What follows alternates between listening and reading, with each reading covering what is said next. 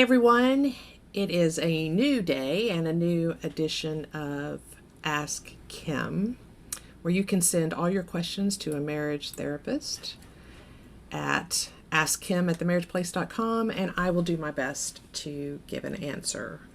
Today's question, the person who wrote this is kind of cheeky.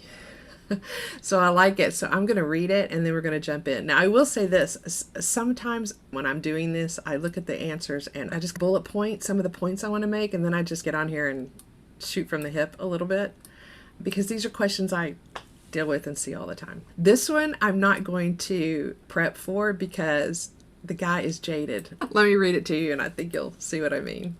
He says, nobody wants to address the elephant in the room when it comes to how much sex is needed to keep a marriage healthy. We all know there's no way to answer this question because it depends on how much is wanted, needed, or desired by different individuals that comprise different couples. So let me ask you, and please give an honest answer, an honest professional estimate to the next question. And please don't say things like, some couples work it out or everyone's different. I want to look at the lump sum of all marriages you've seen, heard, read about, consulted with, or just visualize and know that they are out there. Can a marriage survive, or what percentage of marriages can survive, in your professional opinion, if one person wants intimacy and sexual relations and the other person wants to live in a sexless marriage, no sex at all? There are no extenuating circumstances. Both people are healthy, in decent shape, employed, no babies at home, no mental health issues or financial issues. All right. So whoever sent this question, I just want to talk you and me, because that's pretty much what you've asked for. You've asked for no BSing from a counselor and hitting the hard topic. So let's start with the first thing you ask. I just love your cheekiness. You say, how much sex is needed to keep a marriage healthy? And we all know there's no way to answer it because it depends on how much is wanted, needed, or desired by individual couples. Well, you're right in that everybody's different. And yes, I can see how you've been taken down that road a few times. But I will tell you, there was a study, and because I didn't prepare for this, I can't tell you which one it is, but there is a study that says having sex more than once a week does not increase marital happiness. It's diminishing returns. So if you're having sex once a month, and you increase to twice a month, there is more happiness and satisfaction. 3 times a month, there's more happiness and satisfaction. 4 times, yes. 5, not so much. I don't know if that answers that question for you, but to keep a marriage healthy would require some closeness and feelings of satisfaction. So how much sex is needed for that? Well, there's actually a research out there that says once a week, anything more than that isn't really going to do much for the relationship.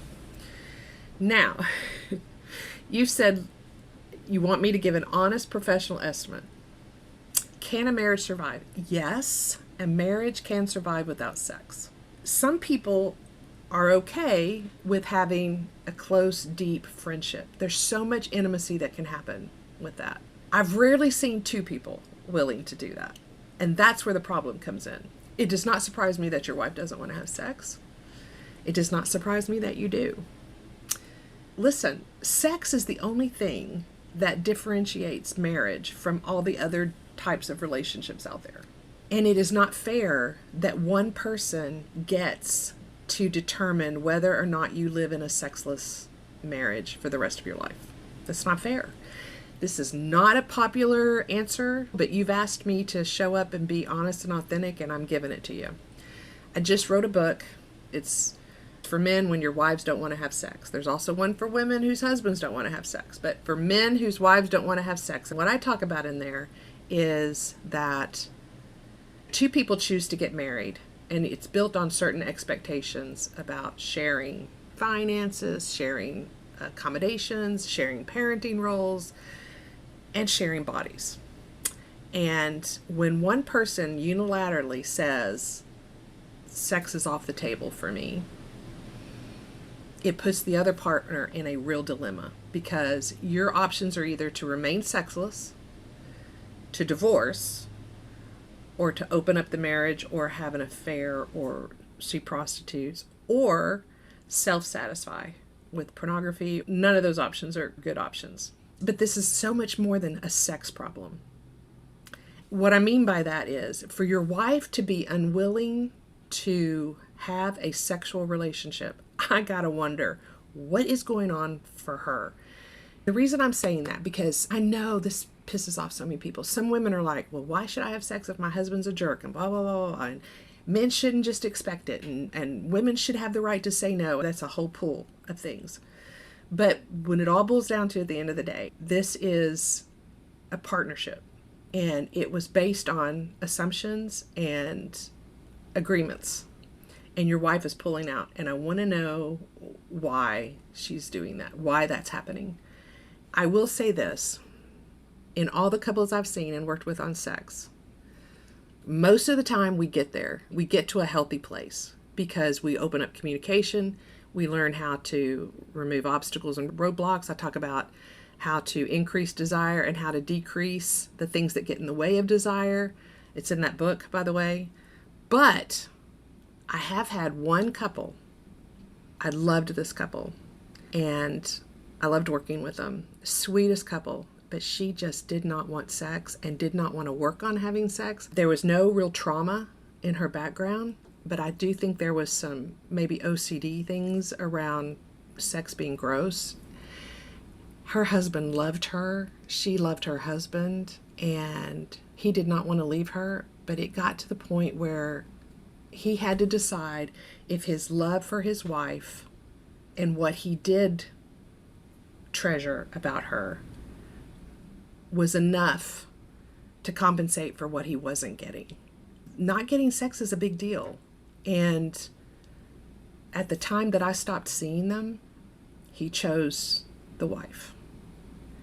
I wouldn't be surprised at all if at some point he chooses to leave her. And nobody can really blame him. Bless her heart, she's precious. I hate the situation that they're both in. But if somebody's not willing to work on it and to talk through some things and to negotiate through the difficulties of sexual intimacy, then you've got what you've got. So the big question in all caps was, what percentages of marriages survive if one person wants intimacy or sex and the other person does not at all? That's so hard to answer because most of them, when I work with them, we work through it. And so sex becomes part of the equation again. The only one that I've worked with where it wasn't, where somebody just would not deal with the sexual issues at all, the marriage survived. But I don't want to say 100% because I don't think it's that. And I would not be surprised if he does leave her. So you've put me on the spot. You've asked me for some really specific answers that I cannot give you. I do not avoid the elephant in the room. So I'm trying really hard to give you the answer, but it really does depend on a lot of things. And I think that before you even ask the question, before you even get to the question of what percentage of marriages can survive, that tells me you've given up hope. You've given up hope that your situation will ever change. And I'm saying don't give up hope yet. Unless you've tried to work with somebody who's really skilled at this, don't give up hope. People tell me that we've tried everything, but they haven't. Work with somebody who knows how to deal with these situations and these issues before you get to the point of wondering how marriages can survive. Not having sex breaks covenant.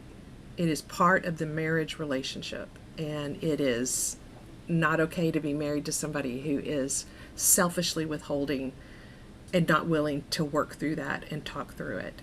But I'm not convinced your wife is selfishly withholding. Something's going on there. And so we've got to figure out what that is. I'm probably going to get some hate mail for that, but that's my answer for that. And I hope that did help you in some way. There's hope for sexless marriages. There are a lot of people who are not having sex today, and it's not okay. I hope that helps. And guys, if this was helpful, hit like and subscribe, and that would be doing me a big favor as we try to get this series up and running. So I appreciate that. And here's to you and your healthiest relationships. Until next time.